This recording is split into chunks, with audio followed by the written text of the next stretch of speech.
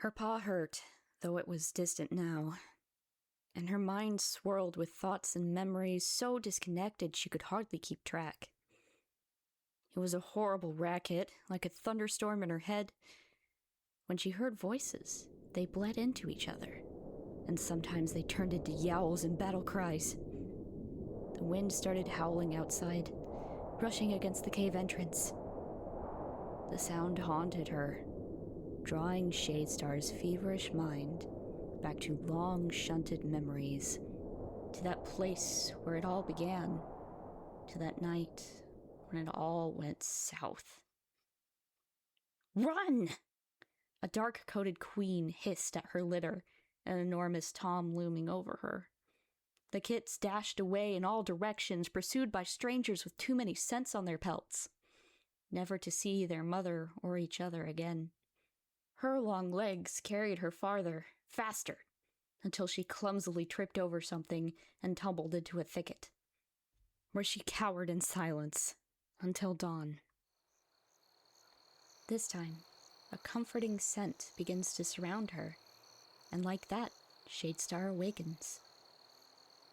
Whiteless, pupilless, sage-green eyes look back at her. "Dofreckle?" she murmured. The smaller she-cat nodded slowly. "I'm afraid you've lost your first life, Shadestar." Looking past her, there stood a row of cats. One was only a faint outline in the center, with Shadestar's own gray eyes staring back at her, unblinking. "The infection. It's only been a few sunrises." Dofreckle shook her head. "It's been a quarter moon. Sometimes that's all it takes." It was just a thorn, a tiny little prick. But somehow, an infected wound, no bigger than a poppy seed, was enough to bring her down. She should have told Mottletuft sooner. She was right there, helping clean up the burial grounds when it happened. But it hardly registered beyond the faint touch of pain. After all, she had bigger, more urgent problems. Honeymask's patrol made contact with another clan, and there were 2 new warriors to be in Rogue Clan. Almost 3. "Shadestar," Dofreckle called, finally taking the black she-cat's eyes away from her own ghost. "I'm sorry. I was just trying to help. I don't know why. Why didn't you ask for help?"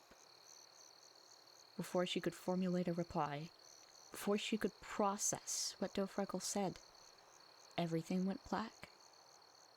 A moment later, Shadestar woke up chilled to the bone, and with an agonizing headache.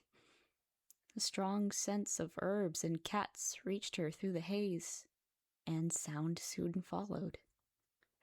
"You're the one who's supposed to be keeping an eye on him," Mottletuft growled. It was Weaselnose's voice, to reply in a restrained murmur. "He's a full warrior now. It's not that easy. Besides, I have 2 kitty pets glued to my pelt."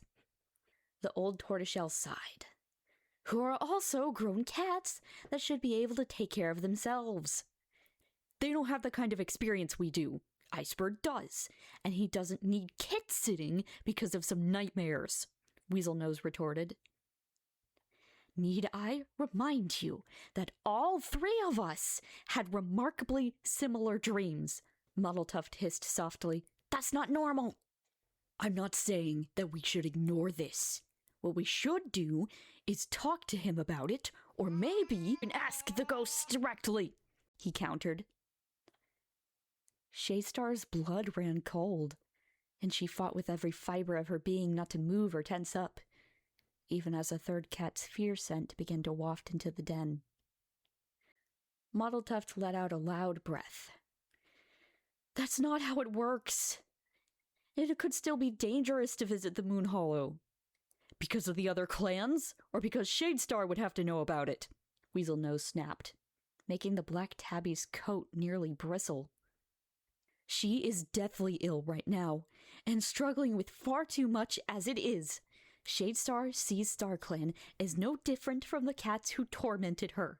How, pray tell, is she to trust them with anything? Muddletuft ground out. I don't trust them either, Weaselnose hissed. But we don't really have another option, unless you want to keep Icebird in camp like some kind of prisoner. That might end up happening whether we like it or not, because our oh-so-responsible young warrior has been sneaking out of camp at night, which you would know if you were watching him, she snarled back in a barely controlled voice. At last, Weaselnose was silent for a moment. What? Shadestar felt just as shocked as he sounded. Icebird is a good young cat who always has accepted the rules of the warrior code and eagerly followed his elder's lead. Why would he... Speaking of, she heard and felt the faint stirring of a cat carefully retreating from the area outside. If Shadestar's nose was right, Icebird himself had heard every word of the argument, which seemed to be over now. Weaselnose turned and stalked out of the den with a quiet huff, and it sounded like Muddletuft went back to shuffling through a pile of herbs. Shadestar could only lie there, still playing possum as the new information made her headache worse. Maybe it was the adrenaline or the pain, but her body decided to shut back down again before she could really think any of it over. When she surfaced again, she was greeted by Honeymask's grateful purring. The Molly bumped their heads together as soon as Shadestar's eyes opened.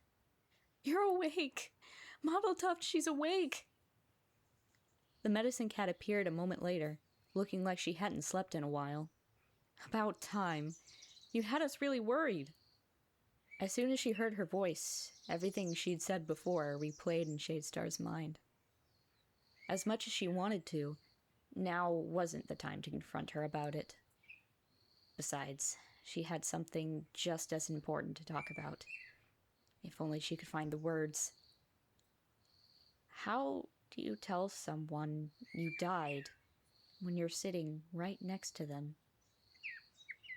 While she was mulling that over, Muddletuft had gotten right to work, giving the cut on her pad a thorough sniff. The swelling's gone down so fast. I can't even smell the infection. About that. Shadestar's voice crept out before she really wanted it to. Regardless, she has their attention now. Honeymask was looking at her strangely, her ears slowly shifting backwards. Shade? She took a deep breath, hesitated. I think I lost a life. Oh, Muddletuft murmured, nearly silent. Honeymask didn't make a sound, just ducked her head against Shadestar's shoulder as the fur down her spine stood up, and her tail fluffed out like a squirrel's. Afterwards, Shadestar tried to ask them about the state of the clan, but they both quietly insisted everything was fine, and that she should focus on resting. Which might be true, but she was desperate for a distraction, anything to take her mind off of. Her own eyes stared back at her, her own blank face, uncanny, no pupils, just emotionless gray orbs. Her heart raced no matter how carefully she controlled her breathing, and her mind whirled like the leaf-bare winds outside. The other thing that happened that night was stuck in her head too. As much as she didn't want to process the implications, it was easier than that. Besides, she couldn't just ignore it. In fact, this was a major problem that must be addressed, and soon. Plus, it made her angry, and it was easier to be mad than scared, especially after learning that Muddletuft could see through her so easily. All this time, she believed StarClan had been silent, when in reality, her medicine cat was intentionally hiding their activity from her. It goes against everything they were told. What if those dreams were threats? Warning them to leave or disband before the living clans were sent to destroy them? Or was it from Dovrekel? She had said something like that in Shadestar's dream. except it sounded like she was talking about the thorn. If the thorn itself was a sign, what did it mean? She looked so troubled, like she blamed herself. Could some other StarClan cats have interfered with Dofreckle's message? Even the other clans aren't aware of how the signs work or what exactly their ancestors can or can't do, so anything could be possible. She must have been right all along. They're facing a silent attack from cats beyond life, and her clanmates were wasting time fighting among themselves. Shadestar promised to protect them. Clearly, they think it's okay to lie to someone's face and go behind their back if it's in the name of protecting them. So they can't complain if she does the same thing.